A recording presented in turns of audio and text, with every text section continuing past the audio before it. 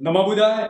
जय भीम, जय संविधान, जय मूल निवासी, जय जोहार, जय मंडल। मैं हूं द वॉइस ऑफ बहुजन से ढाईलाल यादव। साथियों, हम आज बात करेंगे जाति जनगणना कास्ट सेंसस को लेकर। जाति जनगणना एक ऐसी प्रक्रिया जिसमें हर जाति आबादी के आर्थिक एवं सामाजिक स्थिति का आंकड़ा जुटाया जा सकता। यह मुद्दा राजनीतिक आरक्षण एवं सामाजिक न्याय को लेकर है, लेकिन इसकी जड़ें बहुत पुरानी है। ब्रिटिश काल में शुरुआत हुई थी और स्वतंत्र भारत पर उसे रोक लगा दी।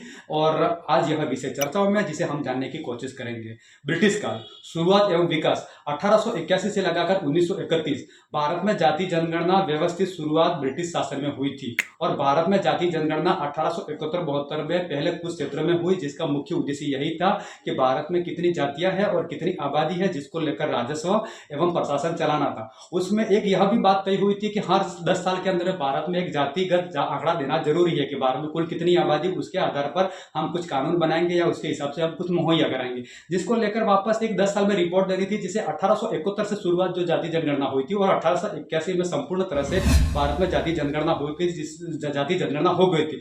लॉर्ड रिपन द्वारा एक रिपोर्ट पेश की गई थी। उस रिपोर्ट में 25.38 करोड़ की संख्या बताई थी, यानी 25.5 करोड़ से ज्यादा भारत में जनसंख्या उस समय बताई थी। उसके बाद में जो 1901 में एक रिपोर्ट पेश की गई थी, उसमें पेशा एंड वर्ण यानी कास्ट एंड वर्ग की एक रिपोर्ट देनी थी कि भारत में कुल कितनी जातियां हैं और कितना वर्ण है, और उनके आधार पर एक रिपोर्ट देनी थी। वो कास्ट क्या है, वो कौन सी जाति का है और वो कौन सा कार्य कर रहा है। तो जिसके लेकर उसमें जातियां बताई गई थी 1747 HS रिस्ले द्वारा यह रिपोर्ट पेश की गई थी, जिसको चलकर आगे फिर एक 1931 में फिर जाति जनगणना हुई थी। स्वतंत्र भारत के पहले एक बार अंतिम जाति जनगणना हुई थी ब्रिटिश द्वारा।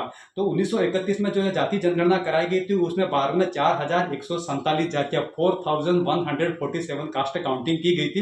अंतिम चरण था जो अंतिम समय में गिनती गिनी थी। 1931 में भारत में जाति जनगणना की गई थी। उसके बाद में 1941 में फिर 10 साल के बाद एक जाति जनगणना का रिपोर्ट देनी थी, लेकिन उस समय विश्व युद्ध चल रहा था, जिस कारण यहाँ जाति जनगणना टल गई थी, वो नहीं हो पाई थी। फिर आगे जाकर 1947 को भारत देश आजाद हुआ और 1950 में भारत में संविधान लागू हुआ। और संविधान लागू होने के बाद 1951 में फिर एक रिपोर्ट देनी थी जाति जनगणना को लेकर, लेकिन पंडित जवाहरलाल नेहरू ने इस बात का विरोध किया। हम भारत में जाति जनगणना करवाएंगे तो समाज का विभाजन होगा, तो हमें जाति जनगणना नहीं करनी है। तो जिसके लेकर SC ST की जाति जनगणना होती है और उसके आंकड़े हमेशा दिखाए जाते हैं, लेकिन OBC की जाति जनगणना नहीं हुई। OBC को जनरल कैटेगरी में डाला गया, यानी कि OBC की संख्या बढ़ थी, लेकिन उन्हें अधिकार नहीं दिया गया। लेकिन 1931 में जो एक 4147 का जो डेटा आया था, उसको लेकर 1989 और 80 में मंडल कमीशन का रिपोर्ट की एक नींव बनी थी। जैसे जाकर उन्होंने 1951 के बाद उन्होंने रोक लगा दी। यही जाकर 1979 और 80 में मंडल कमीशन की रिपोर्ट लागू हुई, जिसमें भारत में संख्या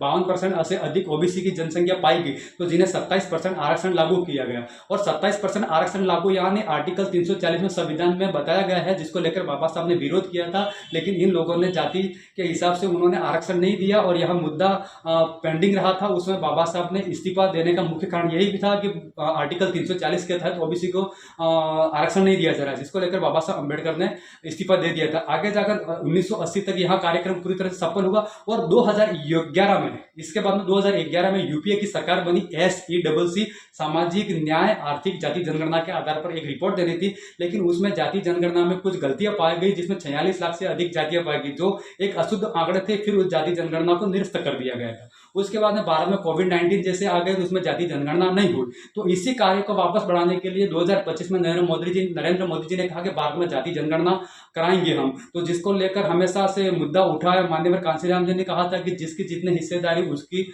उतनी भागीदारी। यहाँ माननीय कांशीराम जी ने भी मुद्दा उठाया था, राम मनोहर जी लोहिया जी ने भी उठाया था, बाबू जगदीप प्रसाद ने भी कहा था, और राहुल गांधी ने भी इस मुद्दे को बढ़ चढ़कर उठाया था। भाई चंद्रशेखर ने भी इस आवाज को उठाई थी। तो यहाँ 2025 में यहाँ नरेंद्र मोदी जी ने कहा कि हम जाति जनगणना करवाएंगे। अब 1 अप्रैल 2026 से सितंबर तक जाति जनगणना होगी, जिसमें घरों की गिनती होगी, कुल घर कितने हैं। उसमें 2027 के बाद दूसरा चरण आएगा और दूसरे चरण में यह जातियां गिनी जाएगी और कितने घर है और कितने लोग गिने जाएंगे, यानी 2 चरणों में होंगे। और ये डिजिटल और कंप्यूटर और मोबाइल लैपटॉप के द्वारा यह जाति जनगणना होगी, जो ये 2027 तक उन्हें सार्वजनिक करना है। जैसे बिहार में अभी जाति जनगणना हुई थी, नीतीश कुमार और तेजस्वी यादव ने जो जाति जनगणना कराई, जिसमें ओबीसी और ईबीसी की 63% आरक्षण, 63% उनकी जातियां मिली, 63%। उसी तरह से उनका अभी इलाहाबाद हाईकोर्ट में कोई केस पेंडिंग पड़ा है। तो भारत में जाति जनगणना जरूरी है, क्योंकि जिसकी जितनी हिस्सेदारी उसकी उतनी भागीदारी, क्योंकि संवैधानिक पदों पर जितने भी लोग बैठे हैं, जितने भी